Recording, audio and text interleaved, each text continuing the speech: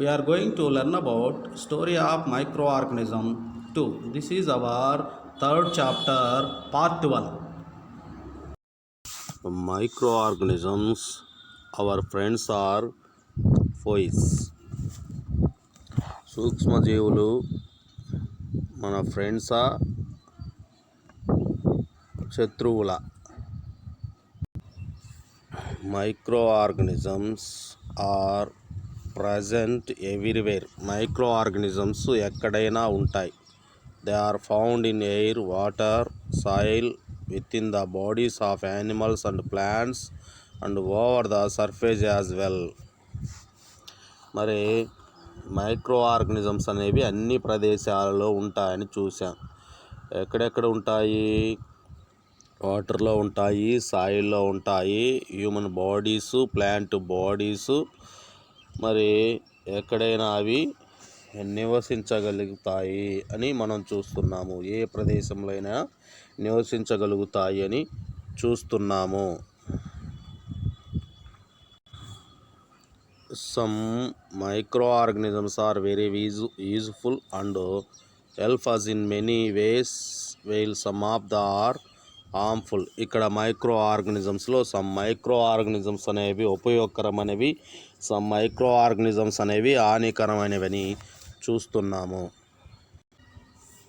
In this section we will study about how microorganisms help us and how they harm us. మరి ఈ చాప్టర్లో micro organisms అనేవి మన ఎలా ఉపయోగపడతాయి, మనకి ఎలా అపాయకరంగా ఉంటాయో దాని గురించి స్టడీ చేస్తాము. Some microorganisms are very useful to our everyday life.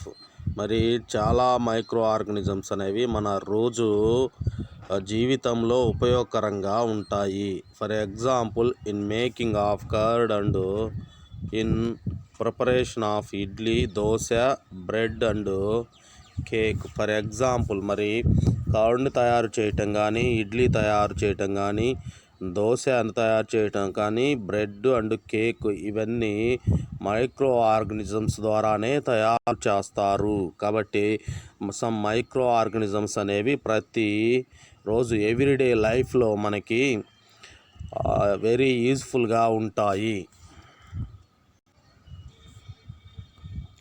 Some microorganisms are also useful in the preparation of medicine required to cure different disease. Some microorganisms అనేవి మెడిసిన్ని తయారు చేయటంలో ఉపయోగపడతాయి. ఆ మెడిసిన్ ద్వారా డిసీజ్ని క్యూర్ చేయటంలో కూడా ఇవి ఉపయోగపడతాయి. సమ్ మైక్రో ఆర్గనిజమ్స్ అనేవి some of them are farmer friendly as the increase soil fertility. కొన్ని ఫార్మర్కి ఫ్రెండ్లీగా ఉండి సాయిల్లో నివసిస్తూ సాయిల్ ఫెర్టిలిటీని ఇంక్రీజ్ చేస్తాయి. Let us do some activities how microbes are useful to us. మరి ఇక్కడ కొన్ని యాక్టివిటీస్ చూద్దాం. మైక్రో ఆర్గనిజమ్స్ అనేవి ఎలా ఉపయోగపడతాయో దానికి సంబంధించిన కొన్ని యాక్టివిటీస్ చూద్దాం. ఇక్కడ మైక్రో ఆర్గనిజమ్స్ని మైక్రోబ్స్ అని షార్ట్కట్లో కూడా అంటాము. Activity 1, take some lukewarm milk into small bowls, add a few drops of butter milk or little curd in one of the bowls. ఇక్కడ ఏం చేసామంటే 2 బౌల్స్ తీసుకొని 2 బౌల్స్లో ఏం చూసాం, గోరువెచ్చని పాలను, లూక్వార్మ్ మిల్క్ని తీసుకొని వాటికి ఆ బౌల్స్లో ఉన్న ఆ లూక్వార్మ్ మిల్క్ ఏం చేసాము అంటే బటర్ మిల్క్ని లేదా కర్డ్ని యాడ్ చేస్తాము. ఇక్కడ మనం తీసుకున్న లూక్వార్మ్ మిల్క్లో 2 బౌల్స్లో లూక్వార్మ్ మిల్క్ను తీసుకున్నాము అని చూసాము. ఆ తీసుకున్న 2 బౌల్స్లో 1 బౌల్స్లో మాత్రమే బటర్ మిల్క్ కానీ కర్డ్ని కానీ యాడ్ చేయాలి. 1 బౌల్స్లో ఏమీ యాడ్ చేయకుండా అక్కడే మనం ఉంచుకోవాలి దాన్ని. In the second bowl don't add anything. ఇక్కడ ఏమన్నాడు, సెకండ్ బౌల్స్లో ఏది కలపకూడదు. Keep the 2 bowls in a warm place and observe the milk in the bowls after 5 to 6 hours. ఆ 2 బౌల్స్ని ఎక్కడ ఉంచాలి అంటే ఒక వామ్ ప్లేస్లో, వేడిగా ఉన్న ప్రదేశంలో ఉంచి 5 to 6 hours తర్వాత వాటిని పరిశీలించాలి. పరిశీలిస్తే ఏం జరుగుతుంది? What changes did you observe? What is the reason for this? మరి మనం ఎలాంటి చేంజెస్ని చూసాం, దానికి రీజన్ ఏంటి? Curd are butter milk contain bacterium named lactobacillus. Lactobacillus convert the milk into curd. ఇక్కడ ఏం చూసాము అంటే లూక్ వామ్ మిల్క్కి బటర్ మిల్క్ని కానీ కర్డ్ని కానీ యాడ్ చేసాం కదా ఒక బౌల్స్లో. ఆ బౌల్స్ అనేది కర్డ్గా ఫామ్ అయింది. రెండో బౌల్స్లో మనం ఏమీ కలపలేదు కాబట్టి ఎలాంటి మార్పు అనేది లేదు, మిల్క్ లాగానే ఉన్నాయి. ఇలా కర్డ్గా మారడానికి కారణం ఏంటి అంటే మనం యాడ్ చేసిన బటర్ మిల్క్లో లేదా కర్డ్లో ఏముందంటే లాక్టోబాసిల్లస్ అనే బ్యాక్టీరియా ఉంది. ఈ లాక్టోబాసిల్లస్ అనే బ్యాక్టీరియము మిల్క్లో ఉన్న ప్రోటీన్స్ మొత్తాన్ని ఏం చేస్తుంది, గడ్డగట్టేటట్లు, కొయాగులేషన్ అయ్యేటట్లు చేసి కర్డ్గా మారుస్తుంది. కొయాగులేషన్ అంటే క్లాట్ అయ్యేటట్లు, గడ్డగట్టేటట్లు చేసి మిల్క్ని కర్డ్గా చేంజ్ చేస్తుంది. మరి మిల్క్ని కర్డ్గా చేంజ్ చేసే బ్యాక్టీరియా ఏంటమ్మా అంటే లాక్టోబాసిల్లస్ అనే బ్యాక్టీరియా. ఇది మనకి ఎలాంటి హాని చేయదు, ఇది మనకి యూజ్ఫుల్గా ఉంటుంది. Activity 2. Take 100 grams of maida in bowls, add 1 or 2 spoons of yeast powder, add some water and knead to make dough. ఇక్కడ యాక్టివిటీ 2లో ఏం చూసామమ్మా అంటే 100 grams మైదా డఫ్ ఒక బౌల్లో తీసుకొని దానికి 2 spoons ఈస్ట్ పౌడర్ని యాడ్ చేసిన తరువాత వీటి మొత్తానికి వాటర్ని యాడ్ చేసి ఒక పిండిని తయారు చేసాము. Keep the dough in a warm place. దాన్ని వామ్ ప్లేస్లో ఉంచాలి.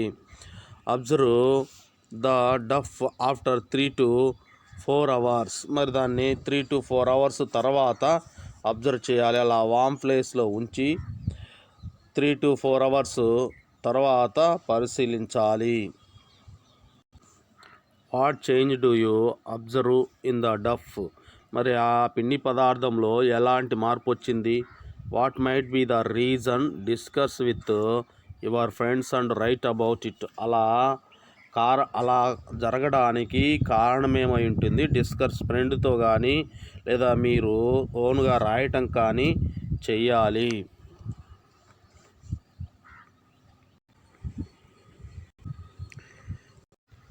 You might have observed your mother preparing fermented foods like idli and dosa.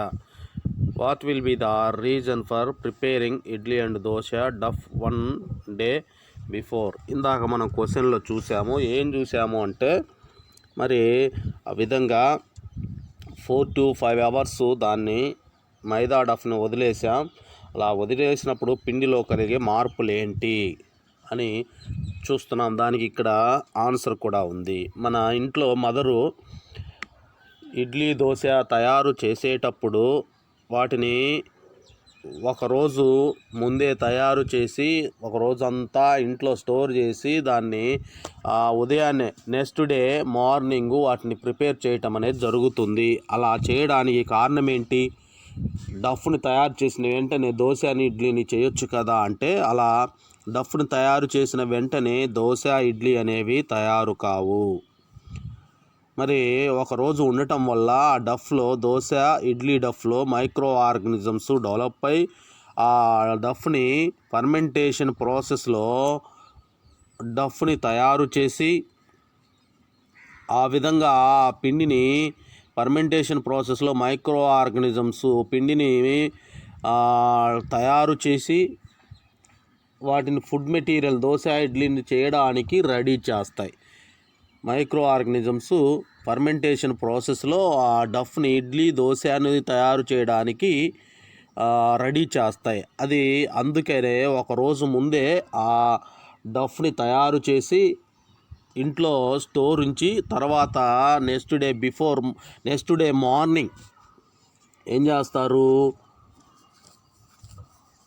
ఆ వంటకాలను తయారు చేస్తారు. అందుకే ఈ దోశ పిండిని కానీ ఇడ్లీ పిండిని కానీ ఒకరోజు ముందే తయారు చేసుకుంటారు. అదేవిధంగా మైదా డఫ్లో మనం ఈస్ట్ సెల్ని కలిపాము. అలా కలిపి 4 to 5 hours ఉంచడం వల్ల అక్కడ ఫర్మెంటేషన్ ప్రాసెస్ జరిగి డఫ్ సైజ్ అనేది ఇంక్రీజ్ కావటం జరిగింది. In the above figure, yeast was added to maida duff placed in one of the 2 cups. Identify it. ఇక్కడ పై 2 కప్పులలో మనం తీసుకున్న కప్పులలో చూపిస్తాను. వాటిని కప్పులలో ఉన్న పిండిలో ఒక దానిలో ఈస్ట్ కలపడం జరిగింది. ఏ కప్పులో కలపడం జరిగిందో ఊహించండి. చూడండి ఇక్కడ డయాగ్రామ్స్. 2 కప్స్లో మైదా డఫ్ని తీసుకున్నాము. ఈ డఫ్కి ఈస్ట్ని యాడ్ చేసాము. మరి ఏ కప్లో ఉన్నదానికి ఈస్ట్ని యాడ్ చేసాము అంటే ఆల్రెడీ మనం ఇందాక యాక్టివిటీ 2లో చూసాం. ఒక కప్పులో మైదా డఫ్ని తీసుకొని దానికి ఈస్ట్ని కలిపి వాటర్తో మెత్తగా తయారు చేసి లేదా పిండిని తయారు చేసి దాన్ని వార్మ్ ప్లేస్లో ఉంచాలని చూసాం. మరి ఇక్కడ మనకి 2 కప్స్ కనిపిస్తున్నాయి. 2 కప్స్లో దేనిలో ఈస్ట్ కలిపినట్టు, ఏ డఫ్లో అంటే వార్మ్ ప్లేస్లో ఉంచాం 4 to 5 hours. ఉంచిన తరువాత మనం పరిశీలిస్తే ఏ కప్పులో ఈస్ట్ కలిపినట్టు అంటే ఈ కప్పులోనే ఈస్ట్ కలిపినట్లు. అలా ఈస్ట్ కలిపితే ఏం జరుగుతుంది చూద్దాం. మరి తీసుకునేటప్పుడు ఎలా తీసుకున్నాం, రెండిటిలో ఇదే సైజులో తీసుకున్నాం డఫ్ని, ఇదే సైజులో. కానీ 4 to 5 hours ఆఫ్టర్ ఈ కప్పులో ఉన్న మైదా డఫ్ అనేది ఇంక్రీజ్ అయింది. అలా ఇంక్రీజ్ అవ్వడానికి కారణం ఏంటి చూద్దాం. When yeast is added to the dough for preparing bread the dough rises. మరి ఈస్టును కలిపిన ఈ మైదా డఫ్ అనేది ఏమవుతుంది, దాని సైజ్ అనేది రైజెస్ అవుతుంది. This is due to the production of carbon dioxide gas during the process of fermentation. మరి ఇక్కడ ఈస్ట్ కలిపిన మైదా డఫ్లో కార్బన్ డైఆక్సైడ్ గ్యాస్ అనేది ప్రొడ్యూస్ అవుతుంది. అలా ప్రొడ్యూస్ అయినప్పుడు ఆ మైదా డఫ్ అనేది ఏమవుతుంది, దాని సైజ్ ఇంక్రీజ్ అవుతుంది. ఈ ప్రాసెస్నే ఫర్మెంటేషన్ అని అంటాము. Bubbles of the gas fill the dough increase is volume and make it spongy in nature. అలా ఆ ఈస్ట్ సెల్స్ అనేవి ఫర్మెంటేషన్ ప్రాసెస్లో ఆ మైదా డఫ్లో కార్బన్ డైఆక్సైడ్ని ఫామ్ చేయటం వల్ల ఆ కార్బన్ డైఆక్సైడ్ బబుల్స్ లాగా ఫామ్ అయి ఈ మైదా డఫ్ సైజ్ అనేది ఇంక్రీజ్ అవుతుంది. వాల్యూమ్ ఇంక్రీజ్ అయ్యి అది స్పాంజీ నేచర్లో తయారవుతుంది. కాబట్టి ఈస్ట్ సెల్లు కలిపిన డఫ్లో మాత్రమే ఫర్మెంటేషన్ ప్రాసెస్ జరిగింది. అలా ఫర్మెంటేషన్ ప్రాసెస్ జరగడం వల్ల దాని యొక్క మైదా డఫ్ యొక్క వాల్యూమ్ అనేది ఇంక్రీజ్ అయింది. ఇంక్రీజ్ అవటమే కాకుండా దానిలో కార్బన్ డైఆక్సైడ్ బబుల్స్ ఫామ్ అవటం వల్ల అది స్పాంజీ లైక్ స్ట్రక్చర్లో ఫామ్ అవుతుంది. అలా మనం పరిశీలిస్తే బేకరీలో తయారు చేసే బ్రెడ్ స్పాంజీ లైక్ స్ట్రక్చర్లోనే ఉంటుంది. ఆ బ్రెడ్ని మైదా డఫ్తో ఈ విధంగా ఈస్ట్ సెల్స్ని కలిపి ఈ విధంగా తయారు చేస్తారు. కాబట్టి సెకండ్ బౌల్లో ఉన్న మైదా డఫ్ వాల్యూమ్ ఇంక్రీజ్ కావడానికి కారణం ఏంటంటే ఈస్ట్ సెల్స్ని యాడ్ చేయటం. కాబట్టి సెకండ్ కప్పులోనే ఈస్ట్ సెల్ని యాడ్ చేసాం. ఫస్ట్ కప్పులో ఈస్ట్ సెల్ని యాడ్ చేయలేదు కాబట్టి అక్కడ ఫర్మెంటేషన్ ప్రాసెస్ జరగలేదు. కాబట్టి దాని వాల్యూమ్ ఇంక్రీజ్ కాలేదు. ఫస్ట్ ఎలా ఉందో తర్వాత కూడా 4 to 5 hours తర్వాత కూడా అది అంతే ఉంది. సెకండ్ దాంట్లో ఈస్ట్ సెల్స్ని కలిపాము కాబట్టి అది ఫర్మెంటేషన్ ప్రాసెస్ ఆ డఫ్లో జరిగింది కాబట్టి దాని వాల్యూమ్ అనేది ఇంక్రీజ్ అయింది. Commercial use of microorganisms, సూక్ష్మజీవుల వాణిజ్యపరమైన ఉపయోగాలు. Take some water in two separate బీకర్స్లో ఏం తీసుకోవాలి, వాటర్ని తీసుకోవాలి.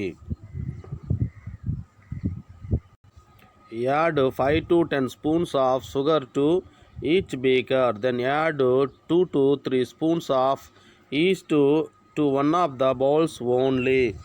ఇక్కడ ఆల్రెడీ చూసాను, 2 బీకర్స్లో వాటర్ని తీసుకొని 2 బీకర్స్కి 5 to 10 స్పూన్స్ షుగర్ని కలపాలి. షుగర్ని కలిపిన తర్వాత 2 నుంచి 3 స్పూన్స్ ఈస్ట్ని 1 బీకర్లో మాత్రమే, మనం సెలెక్ట్ చేసుకున్న ఏదో ఒక బీకర్లో మాత్రమే కలపాలి. Close both the bowls with lids and keep them in warm place. మరి రెండిటికి మూతలతో బీకర్స్ని, 2 బీకర్ని పైన మూతలేసి మూతలతో ఆ బీకర్ని కవర్ చేసి after 3 to 4 hours remove the lids and smell the contents. మరి 3 నుంచి 4 గంటల తర్వాత మూతని రిమూవ్ చేసి ఆ కంటెంట్ స్మెల్ని చూడాలి, ఆ బీకర్లో ఉన్న పదార్థం యొక్క స్మెల్ని గమనించాలి. What differences did you observe between the 2 bowls? ఈ 2 బౌల్స్ మధ్య తేడా ఏంటో గమనించాలి. What will be the reason for the order in east mixed bowls? మరి ఈస్ట్ని కలిపిన బౌల్స్లో వాసనకి కారణం ఏంటో మనం కనుక్కోవాలి. అంటే ఈ 2 బౌల్స్ని మనం అబ్జర్వ్ చేసినప్పుడు ఈస్ట్ కలిపిన బౌల్ మాత్రమే స్మెల్లో ఉంటుంది. అలా స్మెల్లో ఉండటానికి కారణం ఏంటో తెలుసుకోవాలి. This is the characteristics smell of alcohol. ఆ స్మెల్ అనేది ఏ స్మెల్లో ఉంటుందమ్మా అంటే ఆల్కహాల్ స్మెల్లో ఉంటుంది. Sugar are converted into alcohol by yeast. Sugar అనేది ఈస్ట్ ద్వారా ఆల్కహాల్గా మారింది. This process of conversion of sugar into alcohol is known as fermentation. ఈ విధంగా ఈస్ట్ కలిపిన షుగర్ అనేది ఫర్మెంటేషన్ ప్రాసెస్లో ఆల్కహాల్గా మారింది. This process is used on a large scale in the production of alcohol. Wine, beer and acetic acid. ఇక్కడ ఈ process ద్వారా large స్కేల్లో ఆల్కహాల్ని, వైన్ని, బీర్ని, ఎసిటిక్ యాసిడ్ని తయారు చేయడానికి ఉపయోగిస్తున్నారు. East is grown in natural sugars present in grains like barley, eat, rice and crushed fruit juice like grapes. మరి ఇక్కడ east అనేది ఎక్కడెక్కడ పెరుగుతుందో చూసాము. గ్రైన్స్ పైన, విత్తనాల పైన. ఏమేమి విత్తనాలు? బార్లీ, ఈట్, రైస్ అనే విత్తనాల పైన ఈ ఈస్ట్ పెరుగుతుంది. తర్వాత క్రష్ అయిన వెజిటబుల్స్, క్రష్డ్ ఫ్రూట్స్ లైక్ ఏంటంటే గ్రేప్స్, ఇలాంటి వాటిపైన ఈస్ట్ అనేది డెవలప్ అవుతుంది. వీటి ద్వారా ఈస్ట్ని తయారు చేస్తారు. మరి ఆల్రెడీ మనం చూసాం, ఫర్మెంటేషన్ ప్రాసెస్ అనేది డఫ్ని, ఫుడ్ మెటీరియల్ తయారు చేయడానికి రెడీ చేస్తుంది అని చూసాము. బ్రెడ్ను తయారు చేయడానికి ఫర్మెంటేషన్ ప్రాసెస్ను ఉపయోగిస్తారు. ఆ బ్రెడ్లో మైదాకి ఏం కలుపుతారు? ఈస్ట్ సెల్ని కలుపుతారు. అలా ఈస్ట్ సెల్ని కలపడం వల్ల ఆ మైదా డఫ్లో ఫర్మెంటేషన్ ప్రాసెస్ జరిగి బ్రెడ్ తయారవుతుంది. ఇక్కడ ఏం చూసాము? షుగర్ సొల్యూషన్కి ఈస్ట్ కలపడం వల్ల ఫర్మెంటేషన్ ప్రాసెస్లో ఆల్కహాల్ తయారవుతుంది. కాబట్టి మెటీరియల్కి ఈస్ట్ సెల్ని యాడ్ చేస్తే అక్కడ ఏ ప్రాసెస్ జరుగుతుంది అంటే ఫర్మెంటేషన్ ప్రాసెస్ జరుగుతుంది. అలా ఫర్మెంటేషన్ ప్రాసెస్ జరిగి ఈ షుగర్ అయితే ఆల్కహాల్గా మార్పు చెందుతుంది. తర్వాత మైదా డఫ్, ఇడ్లీ డఫ్లో మనం ఈస్ట్ సెల్ని యాడ్ చెయ్యం. అలా ఒక రోజు ఉంచితే దాంట్లో మైక్రో ఆర్గనిజమ్స్ డెవలప్ అయ్యి అవి ఫర్మెంటేషన్ ప్రాసెస్లో ఫుడ్ మెటీరియల్ తయారవడానికి రెడీ అవుతాయి. కానీ బేకరీలో కేకుని బ్రెడ్ని తయారు చేయడానికి ఈస్ట్ సెల్ని మైదా డఫ్ కలుపుతారు. అలా కలపడం వల్ల అక్కడ ఫర్మెంటేషన్ ప్రాసెస్లో మైదా డఫ్ అనేది సైజులో ఇంక్రీజ్ అయ్యి స్పాంజ్ లైక్ స్ట్రక్చర్లో ఫామ్ అవుతుంది. దాన్ని బ్రెడ్ ఆర్ కేక్ అని మనం పిలుచుకుంటాం. ఏం చూసాము, ఫర్మెంటేషన్ ప్రాసెస్ను ఉపయోగించుకొని ఇండస్ట్రియల్లో వైన్స్ని, తర్వాత ఎసిటిక్ యాసిడ్ని, ఆల్కహాల్ని పెద్ద ఎత్తున తయారు చేస్తున్నారని చూసాం. Next molasses produced in sugar industry is used in the preparation of ethyl alcohol by adding yeast for fermentation process. మొలాసెస్ని తీసుకొని ఏం చేస్తున్నారు అంటే ఇక్కడ దానికి ఈస్ట్ సెల్స్ని యాడ్ చేసి ఇథైల్ ఆల్కహాల్ని తయారు చేస్తున్నారు. మొలాసిస్ అంటే ఏంటి అంటే షుగర్ ఇండస్ట్రియల్లో షుగర్ని తయారు చేయగా రిమైనింగ్ మిగిలిన షుగర్ జ్యూస్ని లేదా మిగిలిన పార్ట్ని ఏమంటామంటే మొలాసిస్ అని అంటాం. అంటే షుగర్ ఇండస్ట్రియల్లో షుగర్ని తయారు చేస్తారు. అలా తయారు చేసిన తర్వాత మిగిలిన షుగర్ మెటీరియల్ని మొలాసిస్ అంటాం. ఆ మొలాసిస్ ద్వారా ఇథైల్ ఆల్కహాల్ని ఫర్మెంటేషన్ ప్రాసెస్లో తయారు చేస్తారు. Medicinal use of microorganisms. మరి మందుల తయారీలో సూక్ష్మజీవుల యొక్క ఉపయోగము.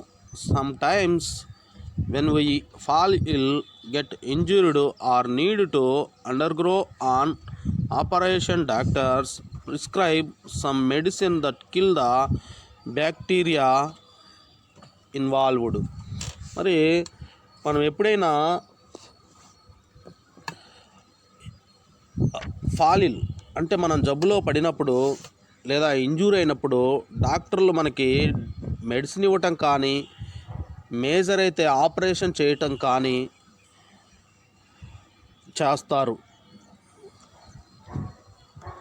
మరి అలా డాక్టర్ ఇచ్చే మెడిసిన్ దేనికి ఉపయోగపడతాయంటే మన బాడీలో వ్యాధిని కలిగించిన రోగకారక డిసీజ్కి కాజ్ అయిన మైక్రో ఆర్గనిజమ్స్ని కిల్ చేయడానికి లేదా బ్యాక్టీరియాని కిల్ చేయడానికి ఈ మెడిసిన్స్ అనేవి ఉపయోగపడతాయి. Such medicines are called as antibiotics. మరి ఈ విధంగా బ్యాక్టీరియా డిసీజెస్ని కిల్ చేయడానికి ఉపయోగపడే వాటిని యాంటీబయాటిక్స్ అని అంటాం. ఇప్పుడే చెప్పాం, మనకి ఏమన్నా వ్యాధులు వచ్చినప్పుడు అవి బ్యాక్టీరియా వ్యాధులైతే మెడిసిన్ ద్వారా వాటిని ఏం చేస్తాము, క్యూర్ చేస్తాము. అంటే ఎలా క్యూర్ చేస్తాము, మన బాడీలో డిసీజ్ని కలిగించినవి బ్యాక్టీరియాలు అయితే వాటిని మనం తీసుకునే మెడిసిన్ కిల్ చేయడం ద్వారా డిసీజ్ అనేది తగ్గిపోతుంది.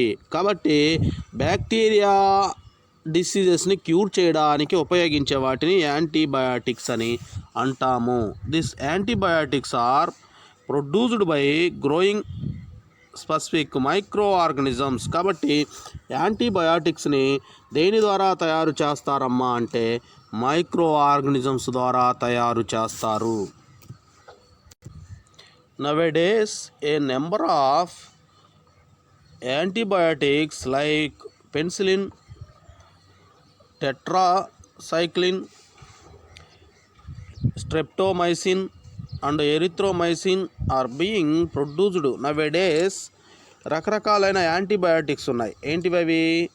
పెన్సిలిన్, టెట్రాసైక్లిన్, స్ట్రెప్టోమైసిన్, ఎరిథ్రోమైసిన్ అనే ఈ యాంటీబయాటిక్స్ని తయారు చేస్తున్నారు. Antibiotics help in curing many bacterial diseases like typhoid, gonorrhea and prevent infection like septicemia. మరి ఈ బ్యాక్టీరియాలు యాంటీబయాటిక్ క్యూర్ చేసే డిసీజెస్ ఏమేంటివి అంటే టైఫాయిడ్, గనేరియా, తర్వాత సెప్టిసేమియా ఇలాంటి ఇన్ఫెక్షన్స్ని యాంటీబయాటిక్ అనేవి క్యూర్ చేస్తాయి. Antibiotics are also used control the bacterial diseases in plants and animals. Plants, యానిమల్స్లో ఈ బ్యాక్టీరియల్ డిసీజెస్ని కంట్రోల్ చేయడానికి యాంటీబయాటిక్స్ని ఉపయోగిస్తాము. Do you know we must use antibiotics prescribed by qualified doctor. ఈ యాంటీబయాటిక్స్ని ఉపయోగించేటప్పుడు డాక్టర్ యొక్క సలహా మేరకు ఉపయోగించాలి.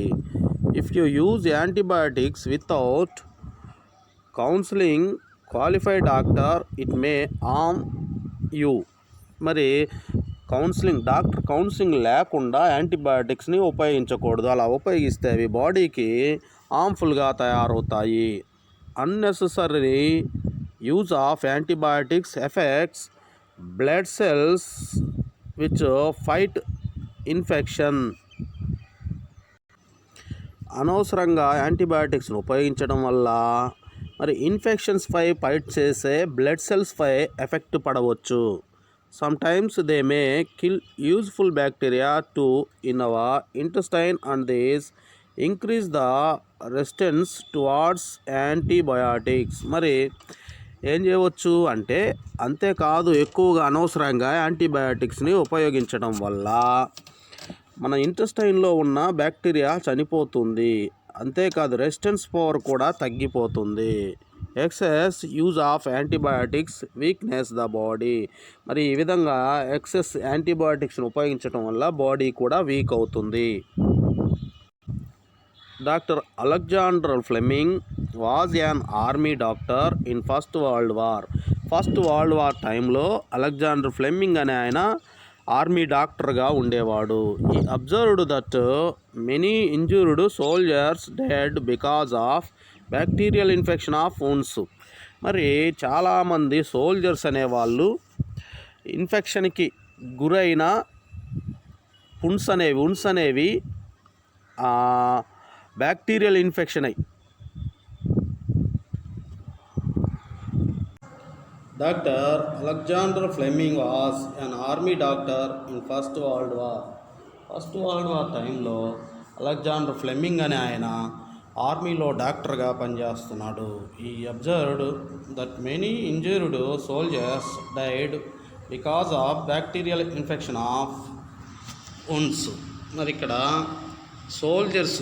చాలామంది సోల్జర్సు ఇంజూరీ అయిన సోల్జర్సు ఆయన చనిపోవటం చూశాడు. ఎందుకు చనిపోయారు అంటే ఇంజూరీ అయిన వుండ్స్లో బ్యాక్టీరియల్ ఇన్ఫెక్షన్ అయ్యి వాళ్ళు చనిపోవటం అనేది ఆయన గమనించాడు. ఈ was working on antibiotics in he's lab. అతని ల్యాబ్లో ఆయన యాంటీబయాటిక్స్పై వర్క్ చేస్తున్నాడు.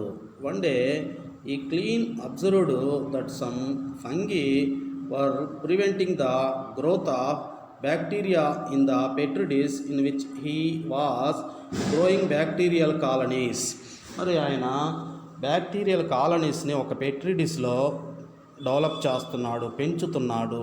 అలా పెంచుతున్న ఆ పెట్రీ డిష్లో అనుకోకుండా ఒక ఫంగి అనేది గ్రోత్ అయింది.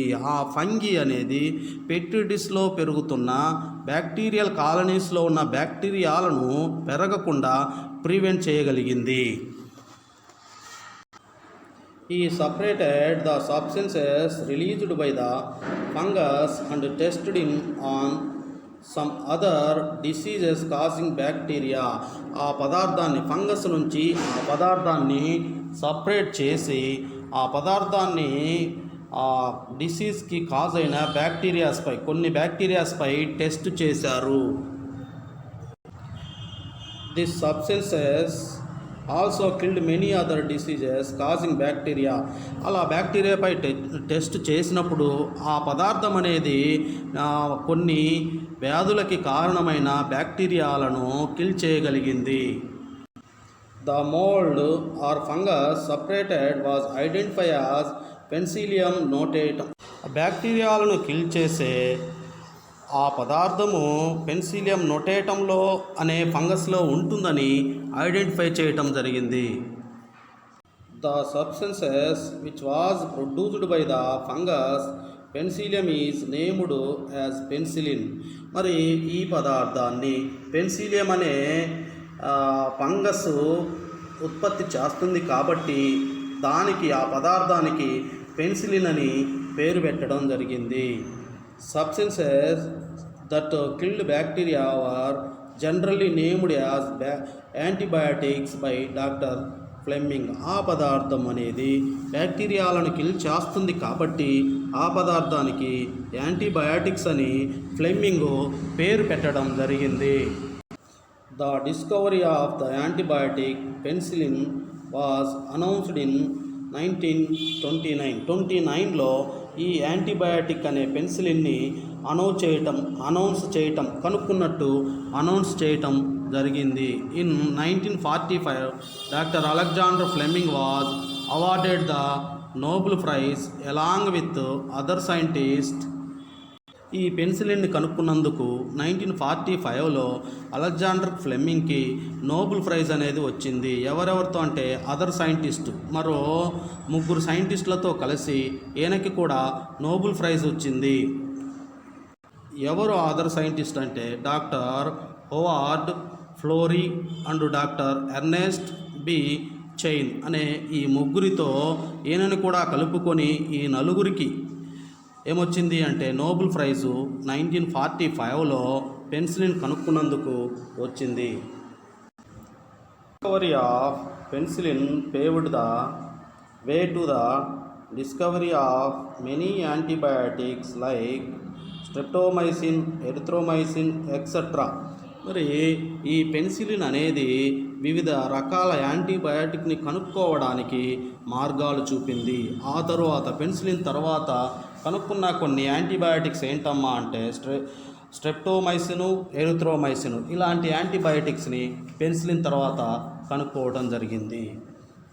Can our body prevents the diseases without using antibiotics. మరి మన బాడీ అనేది యాంటీబయాటిక్స్ని ఉపయోగించకుండా డిసీజ్ని ప్రివెంట్ చేయగలదా అంటే ఒకవేళ అది బ్యాక్టీరియల్ డిసీజెస్ అయితే యాంటీబయాటిక్స్ని ఉపయోగించకుండా ప్రివెంట్ చేయడం అనేది కష్టమవుతుంది. కాబట్టి యాంటీబయాటిక్స్ని ఉపయోగించే బ్యాక్టీరియల్ డిసీజెస్ని ప్రివెంట్ చేయగలము.